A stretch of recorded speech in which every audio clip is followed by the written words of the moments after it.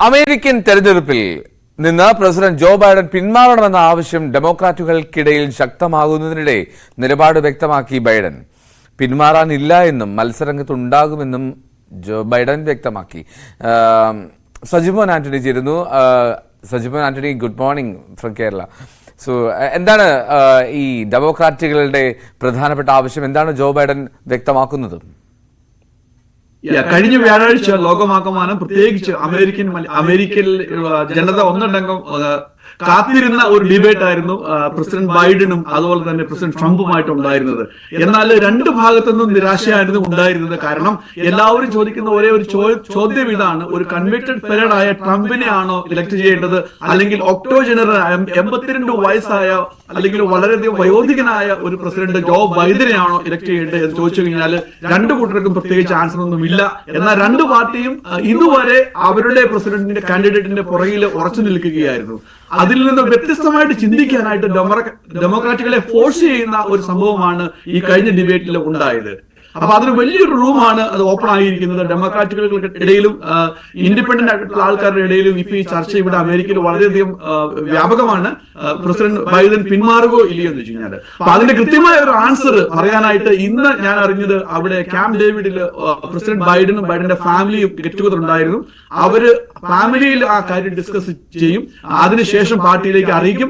Unofficially ഇതെല്ലാം unofficial ടോക്കുകളാണ്. എന്നാൽ Biden white house പറയുന്നത് ബൈഡൻ ഒരു കാരണവശാലും പിന്നോട്ട് പോകത്തില്ല, അതൊരു വൺ ടൈം ഇൻസിഡന്റ് ആയിരുന്നു.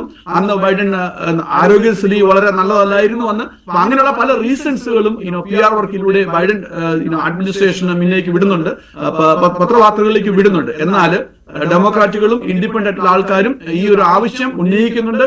ഈ ആവശ്യത്തിന് എന്തുമാത്രം പ്രസക്തിയുണ്ടോ എന്ന് ചോദിച്ചു കഴിഞ്ഞാൽ, ഇനി അങ്ങനെ ഒരു ചാൻസ് ഉണ്ടോ എന്ന് ചോദിച്ചു കഴിഞ്ഞാൽ ടെക്നിക്കലി അല്ലെങ്കിൽ ലീഗലി ആൻസർ യെസ് ആണ്. കാരണം ഓഗസ്റ്റ് 19, 2024 ഡെമോക്രാറ്റിക് പാർട്ടിയുടെ പാർട്ടി കൺവെൻഷൻ ചിക്കാഗോയിൽ പ്ലാൻ ചെയ്തിരിക്കുന്നത്. അന്നാണ് ഒഫീഷ്യലി അവരുടെ കാൻഡിഡേറ്റിനെ ഡിക്ലെയർ ചെയ്യുന്നത്. അതുവരെ കാൻഡിഡേറ്റിനെ അവർക്ക് മാറ്റാനുള്ള എല്ലാ റൈറ്റും ഉണ്ട്.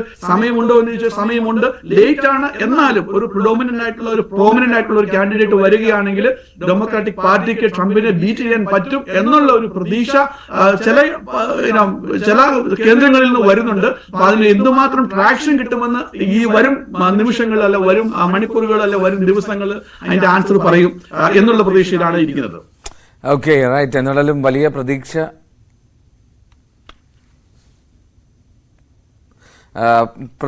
എന്താണ് എന്നുള്ളതാണ് നമുക്ക് കാത്തിരുന്നറിയേണ്ടത്. സജിമൻ, ഒരു കാര്യം കൂടി, ഇപ്പോൾ ബൈഡൻ പിന്മാറണമെന്ന ആവശ്യം ഡെമോക്രാറ്റുകൾ മുന്നോട്ട് വെക്കുമ്പോൾ അതിൽ മറ്റൊരു പകരക്കാരൻ ആരാണ് എന്നുള്ള ഒരു കാര്യം കൂടിയില്ലേ? അതിൽ ഉയർന്നു വരുന്ന പേരുകൾ ഏതൊക്കെയാണ്?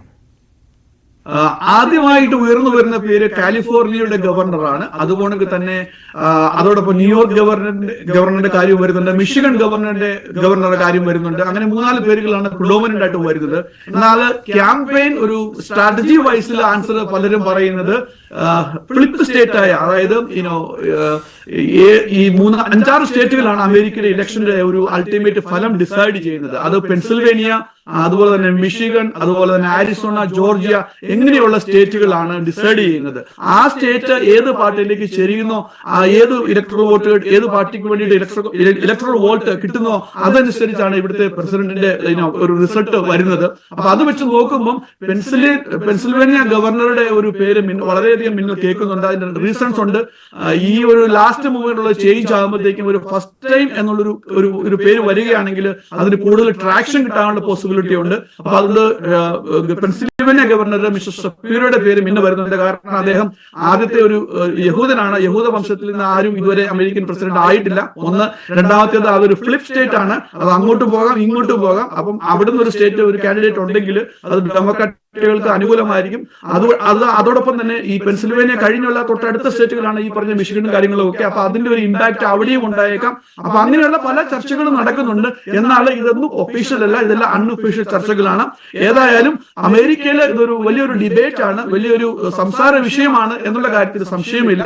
കാരണം ബൈഡൻ ഒരു മോശമായ പ്രസിഡന്റ് ആണ് എന്നതുകൊണ്ടല്ല, അദ്ദേഹത്തിന്റെ പ്രായം 82 ആയി. അപ്പൊ അതുകൊണ്ട് അദ്ദേഹത്തിന്റെ മെമ്മറി ശക്തിയും കാര്യങ്ങളും ഒക്കെ ഇപ്പം പഴയ പോലെ ഇല്ല.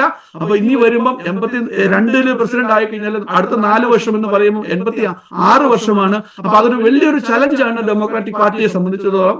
ആ ഒരു പ്രസിഡന്റിന്റെ പുറകിൽ ട്രംപിനെ ബീറ്റ് ചെയ്യാൻ പറ്റുമോ, അങ്ങനെയുള്ള ഒത്തിരി ക്വസ്റ്റ്യൻസ് ഇപ്പൊ വരുന്നുണ്ട്. ഏതായാലും ഇതൊരു പുതിയ ഒരു ബ്രേക്കിംഗ് ന്യൂസ്, ഒരു പുതിയ ചർച്ചാ വിഷയമാണ്.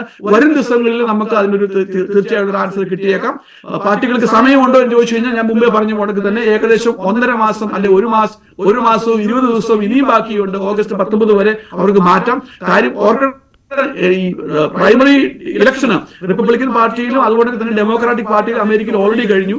പ്രസിഡന്റ് ട്രംപിനെ വളരെ വൻ മാർജിനിൽ റിപ്പബ്ലിക്കൻ പാർട്ടിയും പ്രസിഡന്റ് ബൈഡനെ വൻ മാർജിനിൽ ഡെമോക്രാറ്റിക് പാർട്ടിയും ഓൾറെഡി ഇലക്ട് ചെയ്തു. എന്നാൽ അതിന്റെ ഫോർമാലിറ്റി കംപ്ലീറ്റ് ആവണമെങ്കിൽ റിപ്പബ്ലിക്കൻ പാർട്ടിയിലും ഡെമോക്രാറ്റിക് പാർട്ടിയിലും രണ്ടിടത്തും ആ കൺവെൻഷൻ പൂർത്തിയാകണം. ആ കൺവെൻഷനിലുള്ള ഡിക്ലറേഷനും സർട്ടിഫിക്കേഷനുമാണ് ആ ഇതുവരെയുള്ള ഇലക്ഷന്റെ ഇതിനെ പ്രൊസീജിയറിനെ എല്ലാം ഒഫീഷ്യൽ ആക്കുന്നത്, അല്ലെ ഒഫീഷ്യേറ്റ് ചെയ്യുന്നത്.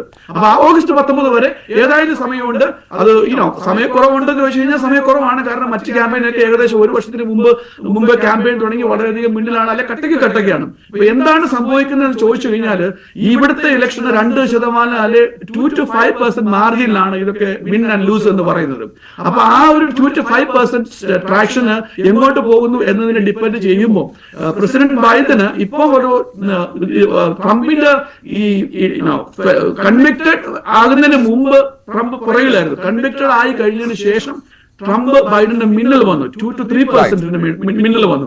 അപ്പൊ അത് തന്നെ ഒരു ചിന്തിക്കേണ്ട ഒരു വിഷയമാണ്. കാരണം വളരെയധികം ആൾക്കാർ അമേരിക്കയിൽ ചിന്തിക്കുന്നുണ്ട് ട്രംപിന് ഒരു പൊളിറ്റിസൈസ് ചെയ്ത് ടൂ മച്ച് അതിനകത്ത് ഒരു ഗ്യാസ് കൊടുത്ത് അങ്ങനെ ഒരു വിക്ടിമൈസ് ആവുന്നുണ്ടോ എന്നുള്ളൊരു സംശയമുണ്ട് ഒന്ന്. അപ്പൊ അതിന് ഒരു വിക്ടിം കാർഡ് കളിച്ചുകൊണ്ട് തന്നെയാണ് ട്രംപിന്റെ ക്യാമ്പയിന് ഒത്തിരി ഫണ്ട് റേസ് ചെയ്യും, ബൈഡനെ ബീറ്റ് ചെയ്യുക, അതിന്റെ കംപ്ലീറ്റ് റെസ്പോൺസിബിലിറ്റി ഈവൻ ദോ തെറ്റ് ചെയ്ത് ട്രംപാണ് എങ്കിൽ പോലും അതിന്റെ കുറ്റം മുഴുവനും ബൈഡൻ അഡ്മിനിസ്ട്രേറ്റർ മേളിൽ ചുമത്തിക്കൊണ്ട് ആ ഒരു വിക്ടിമൈസേഷൻ, ആ ഒരു ക്യാരക്ടറൈസേഷൻ ഇവിടെ നടക്കുന്നുണ്ട്. അപ്പൊ അങ്ങനെയുള്ള സാഹചര്യങ്ങളുടെ thank you so much Sajimon. നമുക്ക് വിശദമായി ഇനിയും സംസാരിക്കാം എന്നാലും ഒരുപാട് നന്ദി അമേരിക്കയിൽ നിന്ന് നമ്മോടൊപ്പം ചേർന്നതിന്. മോർണിംഗ് വൈബ്സിന്റെ സമയം ഇവിടെ പൂർത്തി